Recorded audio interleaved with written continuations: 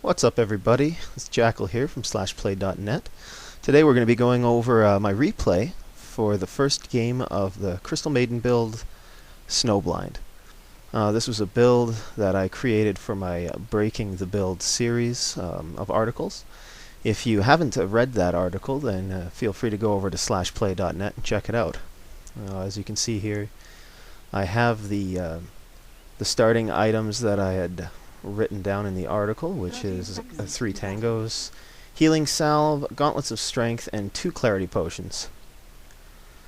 Now the reason that I got these consumables and just a gauntlet and not branches or some cheap stats like that is because the only stats item I want to upgrade into is bracers. I'm not going to be getting a wand with this build. I want the build to be a little more clear cut, just cleaner, just trying to go straight for gauntlets, arcane boots, and blink dagger. Illusion. Now as you can see, I was going to creep block. I still enjoy creep blocking on every lane. But my Tide Hunter got attacked while he was looking for the rune, so I went to go and assist him, but the skirmish was over before I even got there. Creep blocking is not really that important, and a lot of people think it's old-fashioned now and there's no point to do it at all, but I always like the battle to take place closer to our tower than the opponent's tower in every lane. It just makes more sense. Something small you can do doesn't make a huge difference, but Dota is a game where every little thing counts. Now here I immediately notice that our last shotting is not very good, and the Drow is doing quite well. I think he got a couple, 2 or 3 at least. Let me just pull up the last hits and denies here. Yeah, 3 of that first wave. That's pretty good for a public game. When the threat of us double nuking him was there right from level 1, but he feels comfortable with Lina supporting him there. And unfortunately, our lane is falling behind quite a bit because this Tide Hunter is playing support, but so am I, so neither of us were going for last shots right away. This is sort of the folly of our lane. It's what can happen oftentimes in public games. You just need to communicate better than I obviously did here. I asked him to buy wards, and he was kind enough to do so, just because I started with the courier. That's the best way to go, even in competitive play. You know, the person that starts with the courier should also be the person that buys it, and the other person should focus more on wards as far as supports go. And that's an understanding a lot of public players have, but a lot of public players also don't. So communicating it is always best. Now, at this point, I'm glad that we're pushed towards our tower, but I see that Lina's gone, and I know that she's going to be creep pulling for our Drow friend here. So I know that the only way to stop Drow from really getting farmed, there's 2 ways, and that's to be so aggressive as to send her back to base or use up all her consumables. And that way she's worrying too much about us to properly last shot, and it's not easy to last shot under the tower. The other way is to just stop this creep pulling, which we failed to do twice now, and it didn't seem to me like the Tide Hunter really wanted to do that, although later on he does go and stop the creep pulling from happening, soak up some of that experience himself. But my solution right now is to just be very aggressive to that Drow Ranger, and I'm hoping that the Tide Hunter will see that that's my strategy and join in.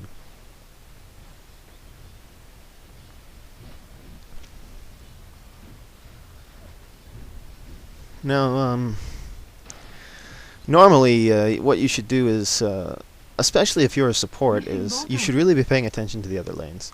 I mean, I shouldn't say especially when you're a support. No matter what role you play, you have to learn to be able to play your lane properly, but also pay attention to what everyone else is doing. You can't rely on your teammates to call, especially in a pub, and we don't have wards here to see, so you should be keeping an eye on, and I'll always keep an eye on the mini-map, but you should physically send your screen over to the other lanes just to have a feeling of what's going on. You should know what level the opponents are and what items they're getting already this early in the game. You should have checked that, so I'm making quite a few errors this game.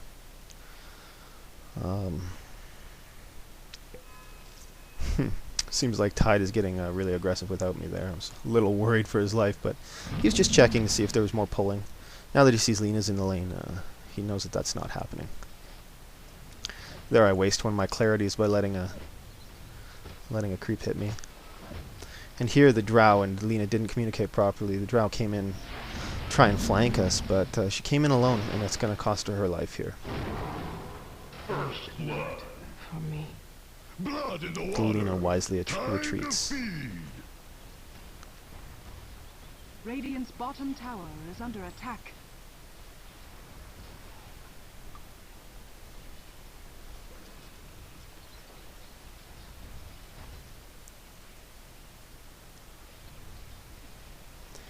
Now, right now, I've got that first blood assist money.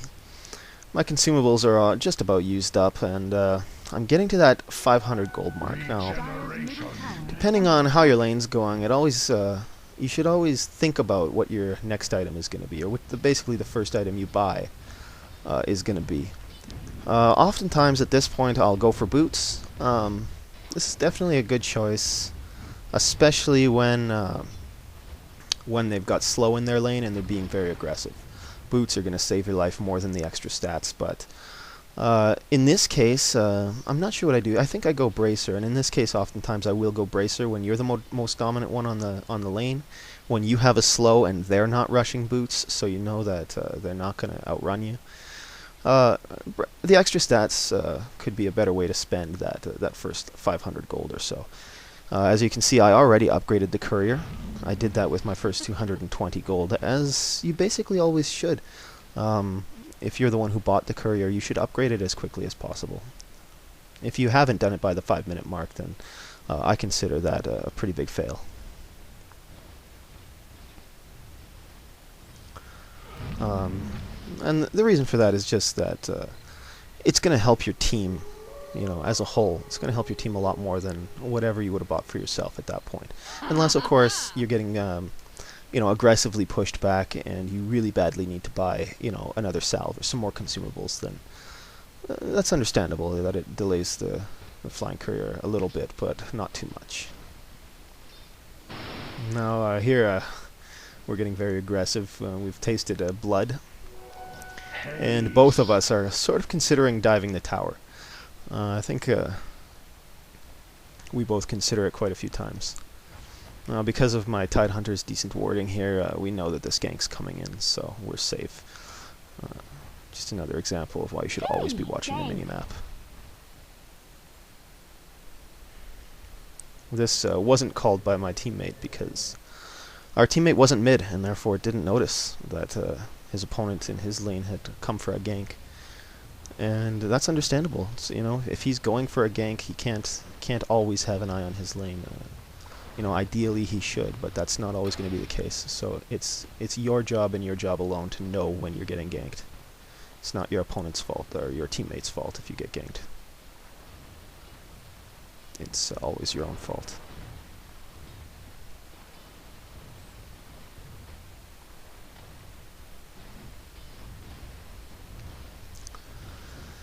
Now it seems like our aggressive play has really pushed Drow and Lena off the lane. All they can do is hope for creep pulls and get their experience over there on their side of the tower.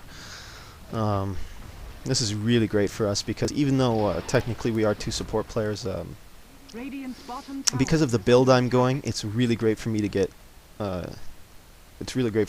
some last shots and to get some farm time in. And because Tidehunter is the other support here in this lane, all the experience he can get is going to help the team. More so even than a carry's experience at this point. A lot of people think that carry should get all the experience and gold, but that's simply not true. At this point in the game, when you have a Tidehunter, there's no one better to hit level 6 as quickly as possible. That makes their ganks completely unreasonable because when they try to gank any lane, he can teleport in for a counter gank with Ravage, and it's definitely the most potent ult in that sort of scenario.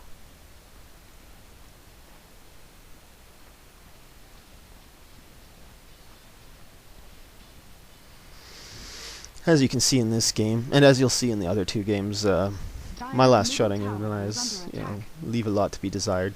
That's partially because I'm a little bit out of practice, but it's also because Crystal Maiden's attack animation is quite bad. There you can see my amazing courier.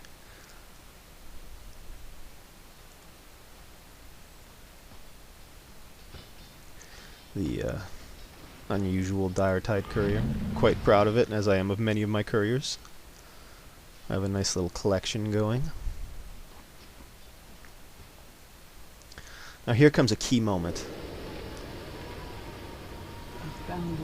Now this kill, what's so special about this kill is how I used the ult. It's when you don't play a lot of Crystal Maiden and you don't try unconventional builds, things like this, little finesses in gameplay don't really sink in when you don't try different things. And what's really special about Crystal Maiden's ult that a lot of people don't really know, because most Crystal Maiden players don't focus on the ult too much at all. In fact, most don't get it at level 6. But it does an incredible amount of damage at level 6 to other level 6 players, despite who they may be. As you can see, it fully decimated a agility hero there, but even against strength heroes, the full 7 seconds of the ult will kill them. The reason people don't use it is because it's channeling, and because you're not a strong enough hero to be standing in the middle of a fight channeling for 7 seconds without dying yourself, and you're certainly going to be interrupted. But if you can find somebody on the other side of trees, or position yourself on high ground, anywhere that you're in the fog of war, they don't have to be near you, they just have to be on the edge of the ult to take some major damage, and it has a very large radius. So with the right positioning, this ult, even just at level 6, can be very strong. As you just saw there, I got that easy free kill there, just by going into the fog of war and hitting a button. And she desperately searched for me, which was the wrong choice, but even so, she died before she found me.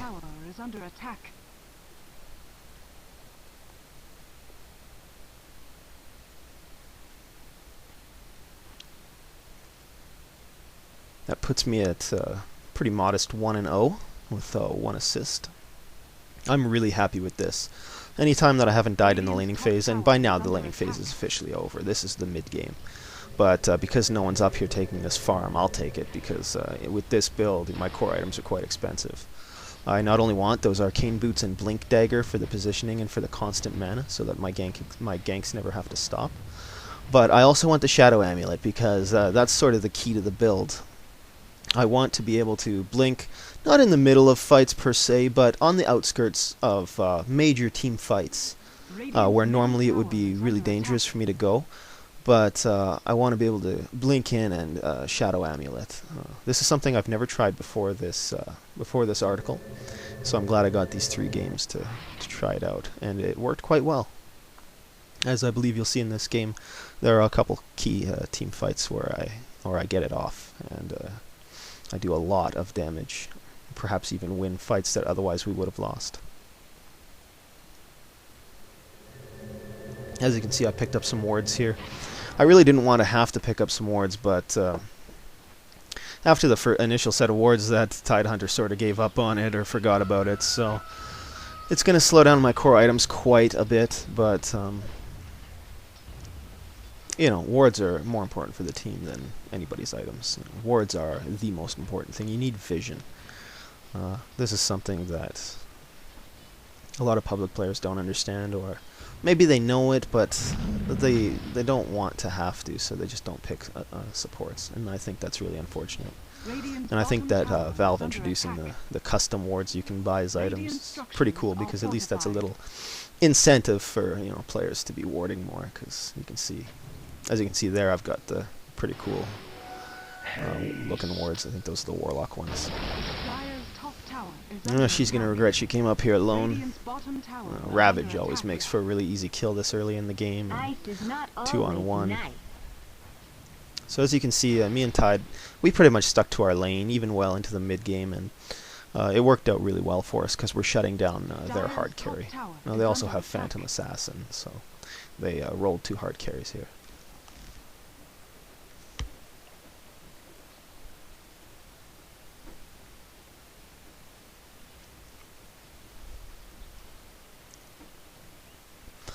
At this point in the game, in the mid-game, when someone who maybe needs levels or farm a little more than you, or, you know, you shouldn't be looking for levels and farm anyway with this build.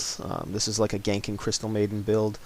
You're going to try to initiate fights with your ult later on, but right now you're just trying to gank. You're trying to get these really nice, you know, 3v2 or even better odd ganks so that you can put your team ahead that way. You want to stay aggressive and always make them feel like they fear where you might be. They always want to keep track of where you are because every time you show up, big plays happen.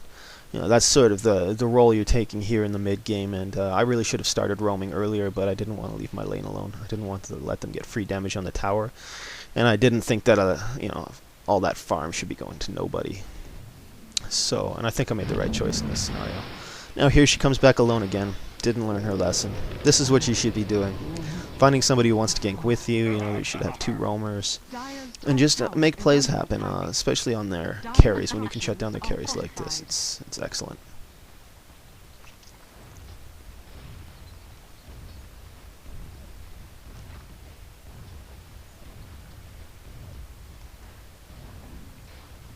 Dire's top tower is under attack. Now, Radiant's middle tower is under attack. if you have read the /play.net article about this game, then, spoiler alert, you know that we eventually lose this game, and I think it's really important to watch and understand why we lose. For the most part, I mean, we absolutely annihilated the early game, and for the most part we dominate the mid game, but there's something very common that happens, and that is when players feel ahead, they think they need to get more ahead by just pushing, just drilling, pushing towers as much as they can and forcing team fights all the time. And that's not... oh, here you see Lena even begs us to end it. It's ironic in retrospect. It's another topic all on its own, how easily Dota players give up when the game is still not decided, but we'll leave that maybe for its own article. What happens here is basically our team gives up a lot of side tower damage, never goes to defend towers, because oftentimes, especially in public games, you know, you see people know that their towers are getting pushed by creeps, but if there aren't heroes there, then they don't go to defend it. And oftentimes they go and just try to push us 5 when there's no reason to do so. Maybe the other team has hit this sort of high point of their power. Certain hero combinations are more powerful than other hero combinations at certain times of the game, and that'll be true despite who has been winning until that point. Sometimes just a hero reaching its pinnacle of power is enough to overturn the golden experience advantage that the other team has gained so far, and that happens here in this game where we're winning, you know, fairly dominantly until this point. But they've reached a pinnacle of power now. You know, Phantom Assassin is finally starting to do some decent damage and get some big crits off, and this Invoker, who is doing okay. He's got an unusual build, but he uses his spells quite well during team fights from here on in, and is very disruptive.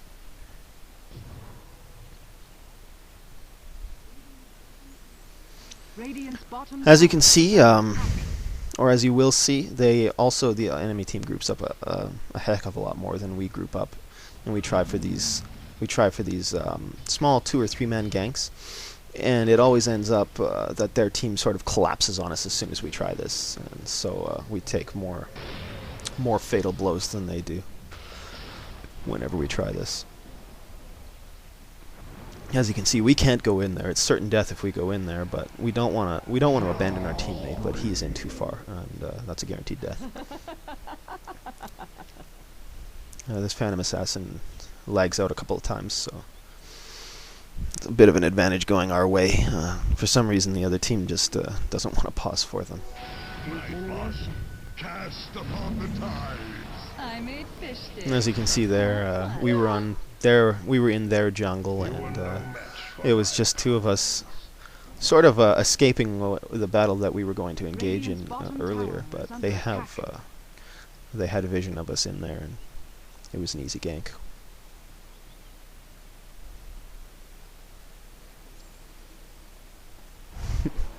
A moment like this, I'm not sure what I'm doing, but normally when you're dead, it's a good opportunity to go and look at all the enemy heroes. You can check out their levels compared to yours, check out what items they're going for, and because you don't have communication because it's a public game, also take this time to check out your heroes, what your your team is going for as far as item builds and skill builds. Not so much so that you can judge them on their builds. That's not the reason you check out your team's build, but you just need to know what they're capable of, what kind of build they're going. You need to know if you know, they already have certain items that don't stack very well, like an urn or like a drums of endurance, some sort of aura that doesn't stack. Now, these are good things to know, especially here with this build. I get bracer, and a good reason to that I included bracers in this build is just in case no one else gets drums of endurance, and I'm doing well enough that I have the extra gold to get it. You know, drums of endurance is a good enough item that even if you yourself don't need the attack speed, then you really should get it to help the team. It makes a difference in team fights.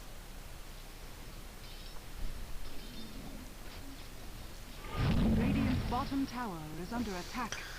Here I see that they aren't pushing. There's nowhere to defend, and I really wanted our anti-mage to go farm that bottom. I believe I even pinged it for him, and maybe even told him to go down there. But as you can see, our team is just obsessed with taking fights that they can't really take. They always want to be on their side in their jungle, looking for kills, and that worked out in the early game when some of their team was still trying to lane, and when we had a huge power advantage because of the Crystal Maiden Tide. You know, Crystal Maiden and Tide in the early game to mid game have a lot of power that they bring to little skirmishes like that. But in 5v5 team fights at this point, their team has a bit of an advantage, and the golden experience advantage is totally turned around at this point. Radiant's middle tower is under attack.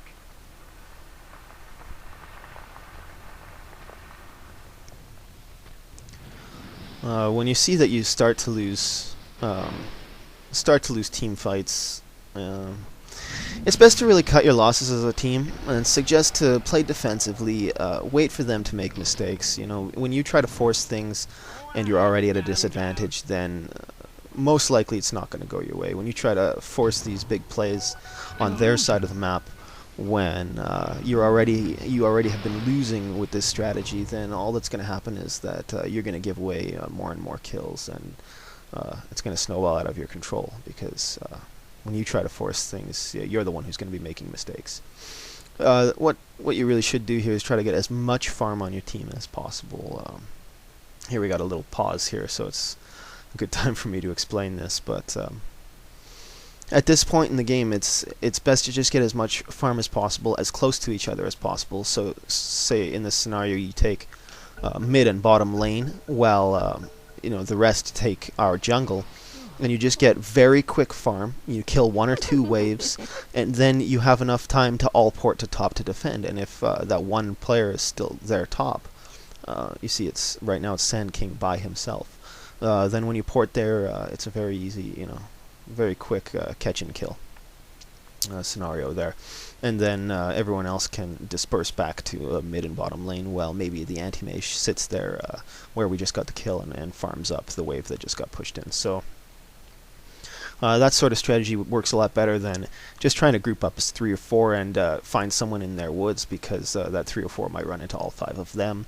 And even if you don't, in the course of the battle, you're closer to the enemy than you are to your allies. And so it's way easier for them to get assistance than it is for your team to come and assist you.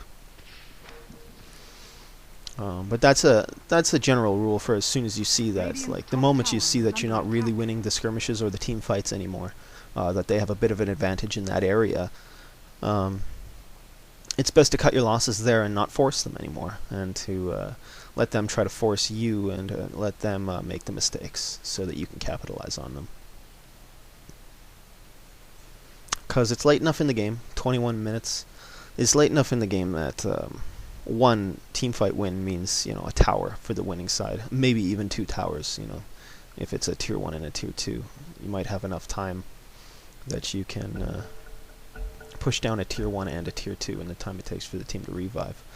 Now here there's a lot of pause fighting, just trying to wait for this Phantom Assassin.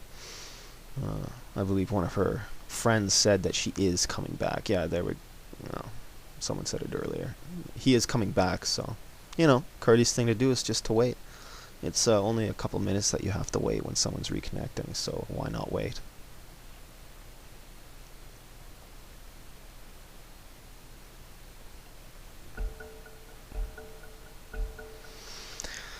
So far this game I've had a lot of luck sticking with Tide, and here I'm doing exactly what I said we shouldn't do, going into their woods trying to make plays. But I've caught a glance. I know that one is disconnected, and I've caught a glance of a couple others. I see one is bot. So it's a quick and easy kill.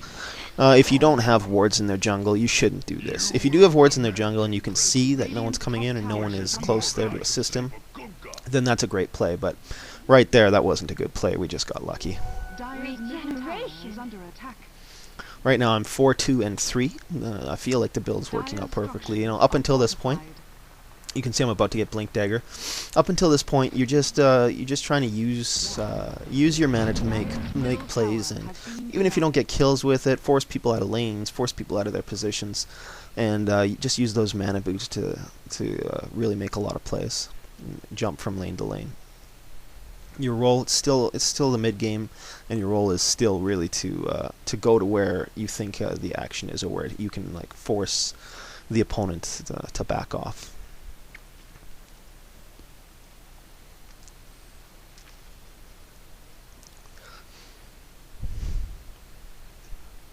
As you can see, this Tide's in a very dangerous position, so I go up. He really wants a gank, and so I figure I should go up and assist. As you can see, it turns out okay. I get out, and it's about to land us a second kill. But now, in this position, it's on their side, and their teammates were closer to assist, so in the end, we do end up losing a couple of heroes here. And that didn't need to happen, but we really should have got that one kill and got out, as you can see.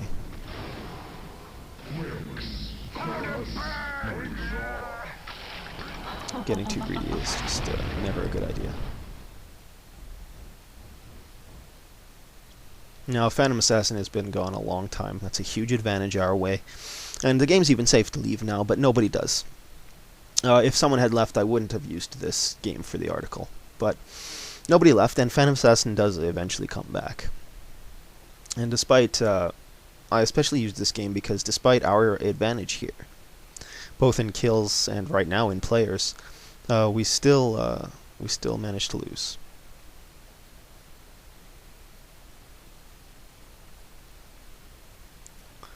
For the sake of learning, even though these videos are about this particular Crystal Maiden build, for the sake of learning in general, you always learn more from the losses than the wins.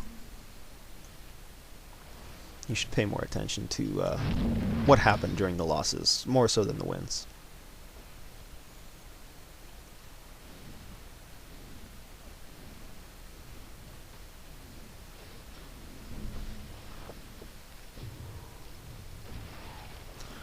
Now right now, once again, I take a lane where I see I can get a lot of farm, and I'm not taking farm from anyone else. No one came down here, they didn't want this. I see my team is being, you know, really silly and aggressive in their woods. I think their thought process here is that we're a man up. But no one communicated to... I don't think they communicated at all that they wanted to go up there. I think one just saw the other run up there, and it became sort of a mob mentality. This is the sort of thing you really shouldn't let happen, is going up into their woods. You know, 3 or 4 of you going up into their woods trying to snag one, but you don't see any of them on the map. You know, what you see on the map should decide your actions. That's really the core of Dota. What you see on the mini-map should decide your actions. Not just what you feel like doing at the time. It's not I felt like going into their woods and finding a gank. It was I saw that most of them weren't in their woods, but one was missing. Therefore, logically, he's most likely there, and you can get a gank without any sort of retaliation.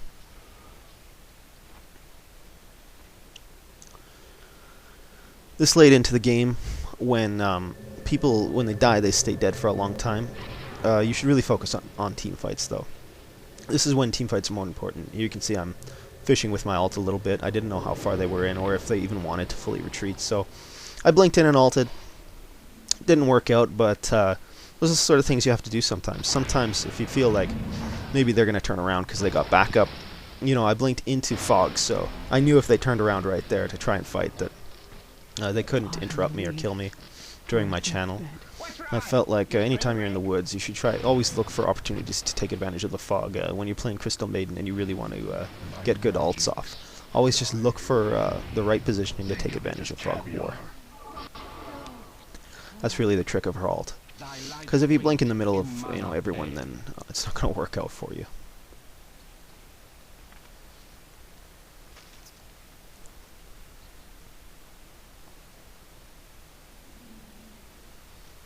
And of course, now that Crystal Maiden gets twice the benefit from her own arcane aura, you really should be using Crystal Nova to farm, and ideally you have someone like this Tide help you farm. You know, your AoE alone won't kill them, but you can farm a lot faster if someone AoEs to weaken them and then you AoE to kill them. And likewise, if you don't need the farm as much as the other support or someone else with an AoE, then you use your AoE to help them farm up quickly. It's when it's this point in the map and you don't have a lot of time to stand in a lane to just farm and farm, and you really should be there for every fight, then this is a good technique to use, and just try to communicate with people. Of course, this kind of communication comes a lot more naturally when you're playing with friends, so something to keep in mind if you and your friends are both playing supports. You know, use your AoEs to help each other farm.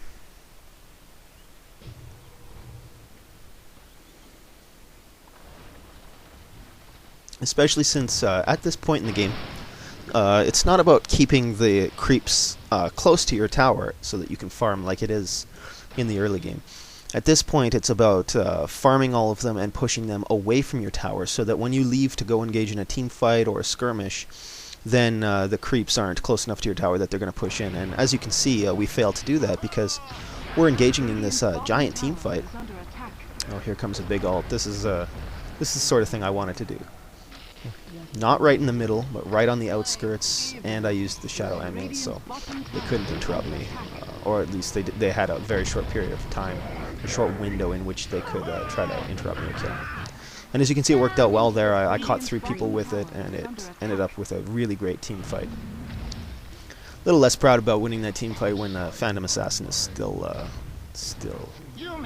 away. And here you can see, this is the second, I just want to take note, this is the second GG call by the opposing team.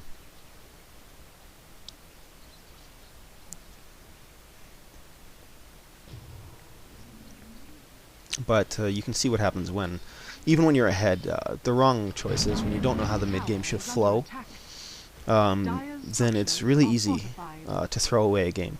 It's not like it takes everyone to start playing horribly to throw a game in Dota. If you're ahead, that's by no means guaranteeing you the win. And if you don't know how to play in the mid to late game, if you don't know what sort of strategies to use as a team, and you're not communicating, then you will lose. As you can see, because the GG was called, my team just continues throughout this game to get more and more cocky, and they stayed after they evened down to the tower. They stayed for a little bit thinking they were going to push all the way into the base, and there was only 2 of them left there. Now, if the opposing team had capitalized on that, that would have been easy kills for them. And this happens over and over again. Now here, I'm even getting a little cocky. This is only tier 1, but even with Blink Dagger, if you're not quick enough, it's very easy to lose your life here.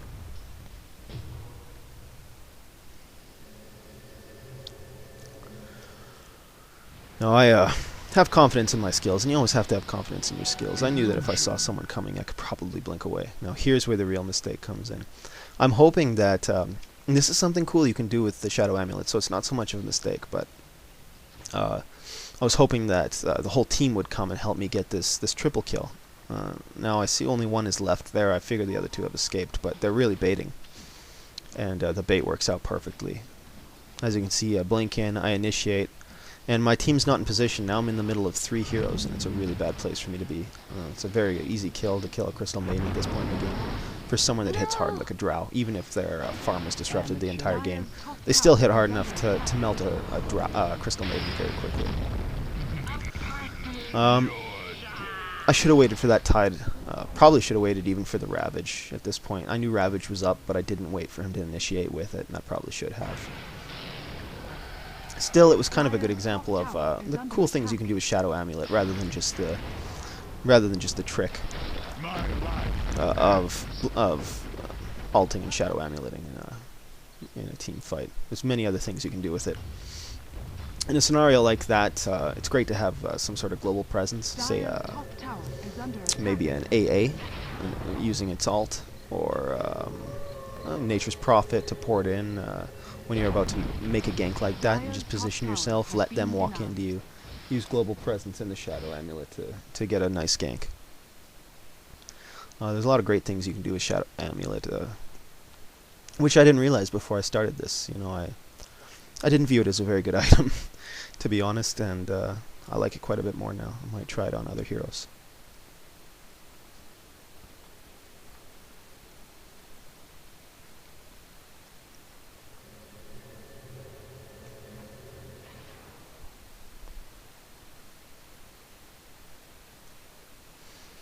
Alright, at this point in the action, there's been a bit of a lull, right? At this point, the team fights have sort of subsided, and no one really knows what to do at this point. You know, the best thing to do is just for all of you to stick close together. What this anti-mage is doing is pretty risky, but it's okay because it is anti-mage, and because he's not going deep into the woods. He's just killing the outside creeps, and he's probably not going to be doing that very long. If you jump in, kill each of those set of creeps once, and then jump out and come and farm your ancients or back into your woods, then that's okay.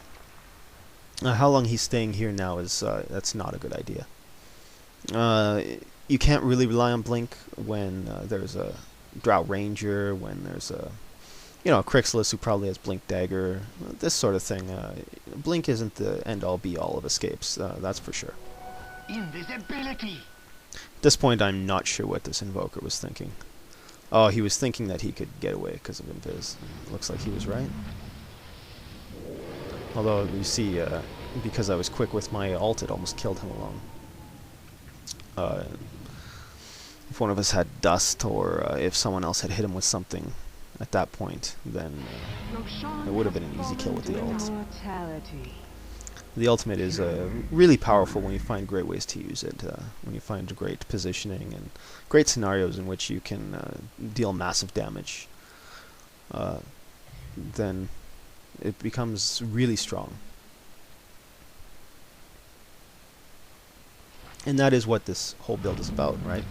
The Snowblind build is about utilizing the ult as much as possible, and trying to get away with it with Shadow Amulet quite a bit. As you can see, I've got the core items, so now I'm building towards Aghanim Scepter, not Black Kingba. I'm getting an Aghanim Scepter, but I needed the health. I knew that, so normally what I would do here is I would start with the Ogre Axe, and then I would go into the point booster.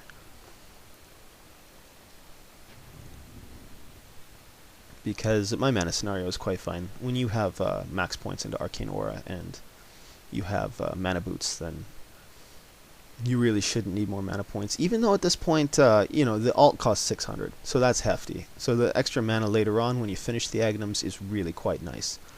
But I would always opt, and I don't here, I think I do go for that Staff of Wizardry. But it's always advisable to opt for the point booster rather than the Staff of Wizardry first. You really need all that extra health you can get. Darkness and ignorance. It didn't work out so nice for the Invoker. We got a little wise to that trick, but as you can see, that Phantom Assassin is back, and they're sticking together again. And we're trying to stick together, but as you can see, once again, we're doing basically nothing in mid, which we've done too often. And every time we do, we take so much damage on bottom lane. You really should be trying to keep these lanes away from you all the time. All the lanes, keep them away from you, so that when some action starts, it's their towers that get pressured by the creeps and not yours. make an effort to keep these lanes away from your base.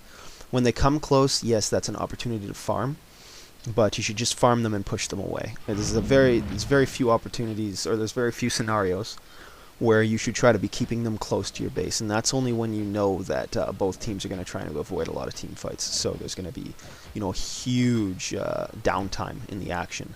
Then you should be trying to freeze the lane and farming, getting your hard carry to farm it up. But unless that's the case, which in a public game it almost never is, you should really be keeping these lanes away, so that if you want to make big plays in mid, there's no sacrifice of towers that you make. You're not getting pushed down just by creeps alone, which is pretty embarrassing.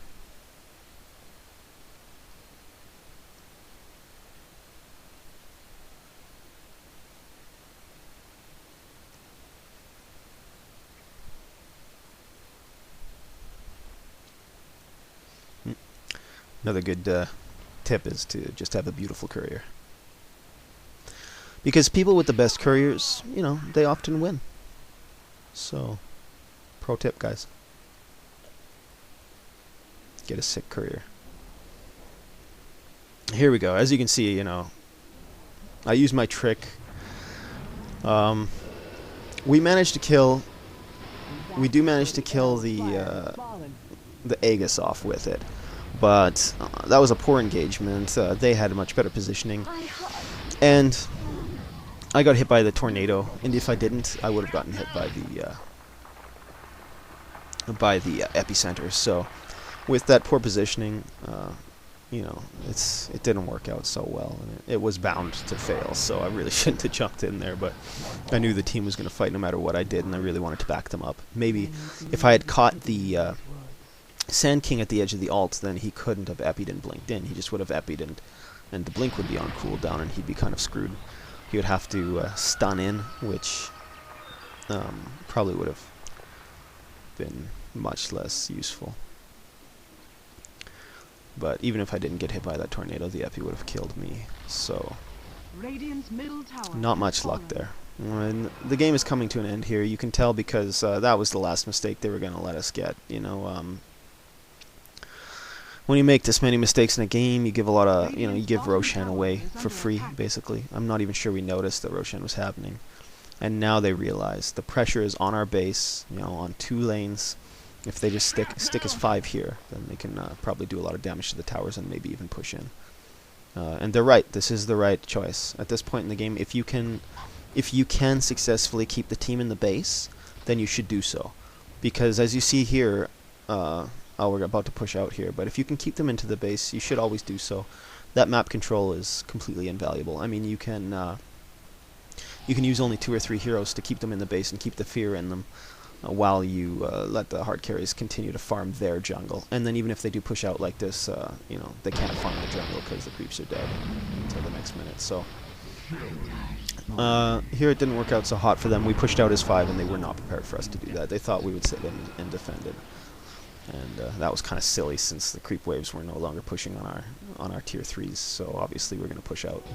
Haste.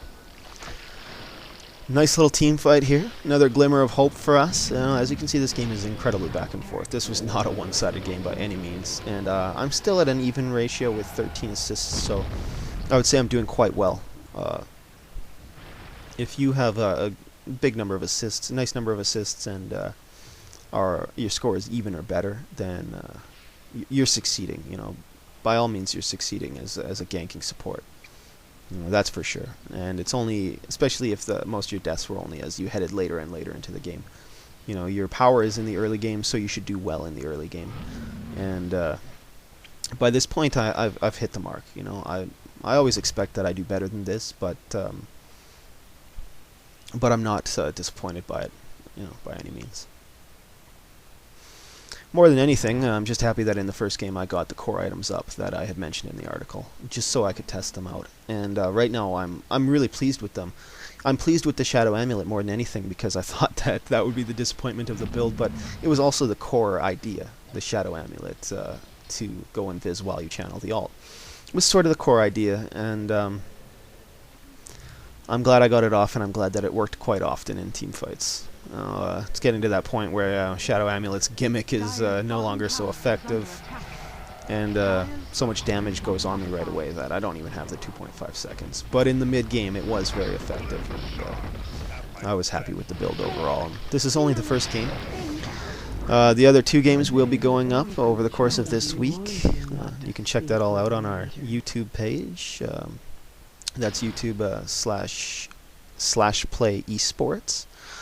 And you can also check it out just on /play.net, where all of our Dota articles and miscellaneous gaming articles go up. I believe we're coming towards, let's see here, there's only a few more minutes left in this game, so the final push will be coming soon. As you can see, an eagerness to gank when the game's getting later and later, rather than focus on defending or team fighting, it can really cost you the game, no matter how ahead you are. And we weren't very ahead here, but we were, you know, we did have the upper hand when the mid game rolled around. That's for sure. And it's not as if neither team compositions are very good. Both teams have 2 hard carries, which is never advisable at all. And we, in fact, have 3 hard carries, but it's not working out too poorly for us.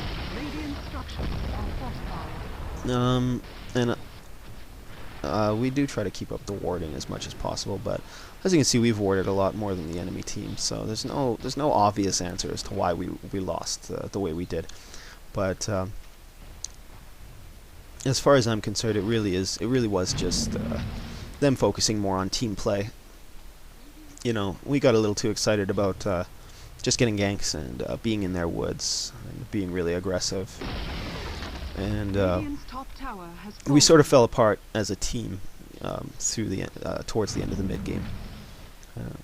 It's a pretty common way to lose. It's not an obvious way to lose. There's no one play or one player that you can really blame this loss on, but it was just sort of a style of play that was you know, incorrect.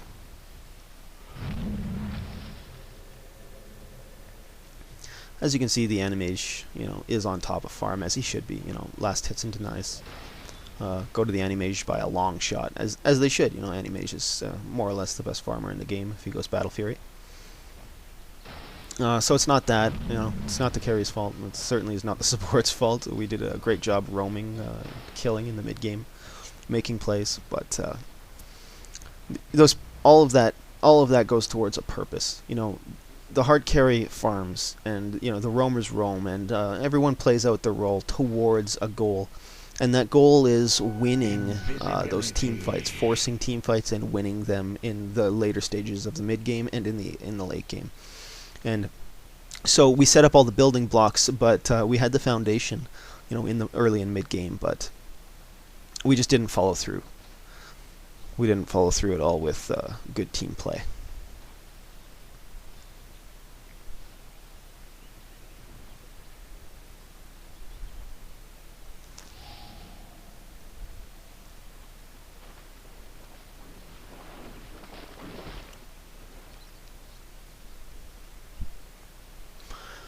As you can see here, we're a little bit desperate to make kills. We really want to make something happen.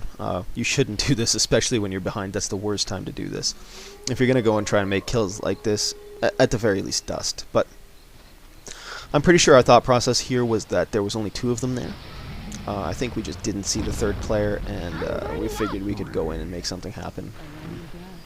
Unfortunately, we were very wrong. And they focused me and killed me before a couple of our teammates even noticed what we were doing, so obviously the communication was quite poor as well. Last ditch effort here, and it goes okay. You know, our hard carries do a lot of damage, as you can see, but when you go in sort of 2 at a time like that, it's gonna fall apart. That was a very poor engagement. Really bad play though. And we deserved to lose that the way we did. If we had waited for them to come to us, which that's why they were pushing bottom lane. They wanted to come get racks since the tower was down. And we should have waited for them at the racks and used the high ground advantage and used every defensive advantage that we had. And as you can see, our team's fighting now because we're losing. That's something I encourage everyone not to do. Don't get frustrated because you're losing, you know? Middle tower is under You're going to attack. play hundreds and hundreds of Dota games if you're like me. You love this game and you're going to play, you know, so many games that one loss can't make you angry and emotional. Just take the losses, take the wins, and keep going. Keep trying to get better. And for every one thing that maybe for every one bad play you notice your teammates make, that's like 2 bad plays you could have noticed on yourself. You know, you really just should try to make yourself better. Unless you think you're a perfect player, don't focus on what you think your teammates are doing wrong. Because you'll be a lot more successful just trying to improve yourself. And in a public game, you know, you're never going to play with these people again. Most likely. You don't really benefit from scolding them when they do something that you consider wrong. But you benefit a lot by focusing on yourself and just trying to improve yourself.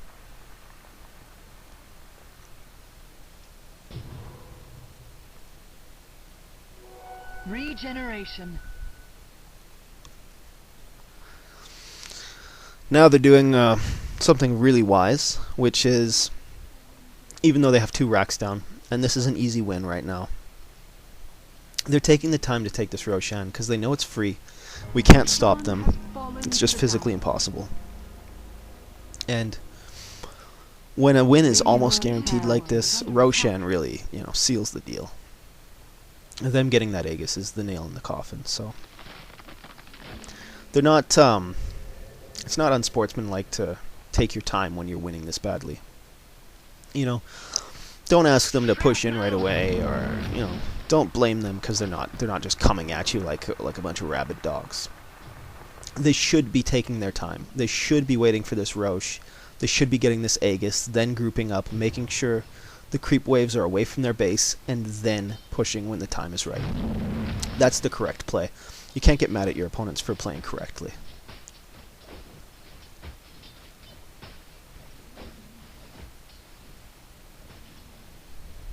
Double damage.